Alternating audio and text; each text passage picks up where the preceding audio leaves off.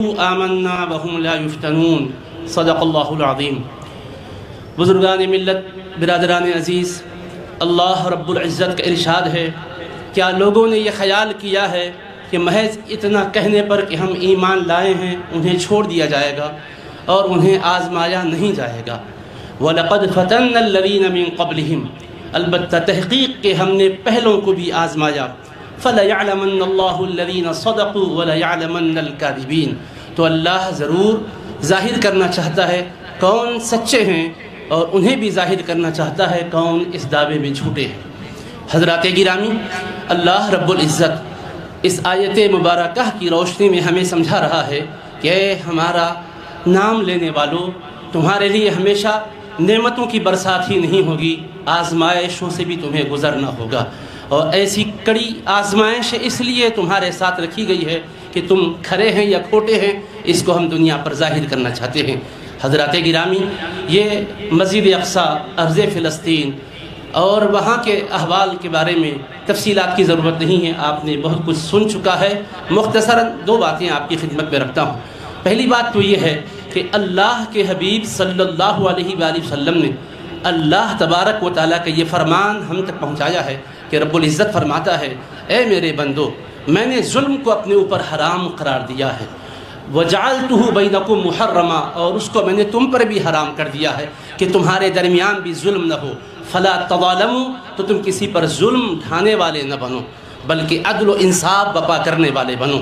اللہ تبارک و تعالیٰ ظلم کو کبھی پسند نہیں فرماتا، اسی لیے عدل و انصاف کا حکم دیتا ہے۔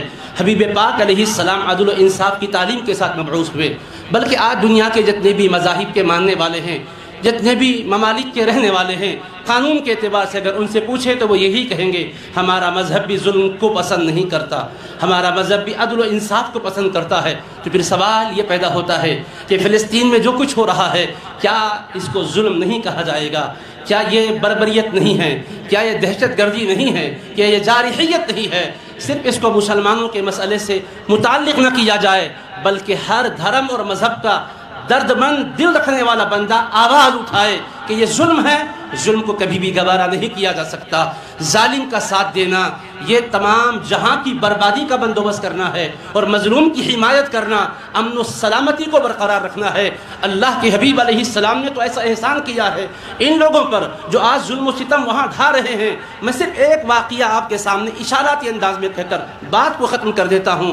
خیبر کا موقع ہے، مولا علی کرم اللہ وجہہ الکریم فاتح خیبر بن کر ابھرے، اس کے بعد رسول کریم علیہ السلام نے اس قوم کو وہاں سے ہٹایا نہیں، وہاں سے زمینیں چھین کر ان کو بھجایا نہیں، بلکہ حبیب پاک نے ان سے فرمایا، اے یہودیو، ہم تمہیں اپنی زمین دے رہے ہیں، تم اس پر کاشت کرو، رہو بسو، کھاؤ پیو، اور قانون ہم تمہیں یہ دیتے ہیں کہ جو کچھ پیداوار ہوگی آدھی تم لو، آدھی مسلمانوں کو دو۔ اب اس پیداوار کو حاصل کرنے کے لیے عبداللہ بن رواحہ کو میرے آقا بھیجتے تھے۔ عبداللہ بن رواحہ آ کر ان کے سامنے اس طرح سے انتظام کرتے تھے کہ فرماتے تھے چلو پیداوار کو دو حصوں میں بانٹو، اس کے بعد فرماتے جو پیداوار کا حصہ تمہیں پسند ہے اے یہودیے وہ تم لے لو، جس کو تم چھوڑ دیتے ہو وہ ہم اٹھا کے لے جائیں گے۔ وہ حیران ہو کر کہنے لگے، ارے ہماری تو آپ سے مقابلہ آرائی ہوئی ہے، یہ کیا بات ہے کہ آپ اختیار ہمیں سونپ رہے ہیں؟ تو آپ نے فرمایا، اے یہودی قوم، میں جانتا ہوں تم نے نبیوں کو شہید کیا ہے، خدا کے پیغام کو جھٹلایا ہے، مگر تمہارا یہ سلوک ہمیں بے انصافی کی تعلیم نہیں دیتا ہے، ہمارے نبی نے تمہارے ساتھ بھی عدل کرنے کی تعلیم دی ہے۔ تو وہ کہنے لگے یہی عدل وہ ہے جس سے زمین بھی قائم ہے اور آسمان بھی قائم ہے۔ وآخر دعوانا الحمدللہ۔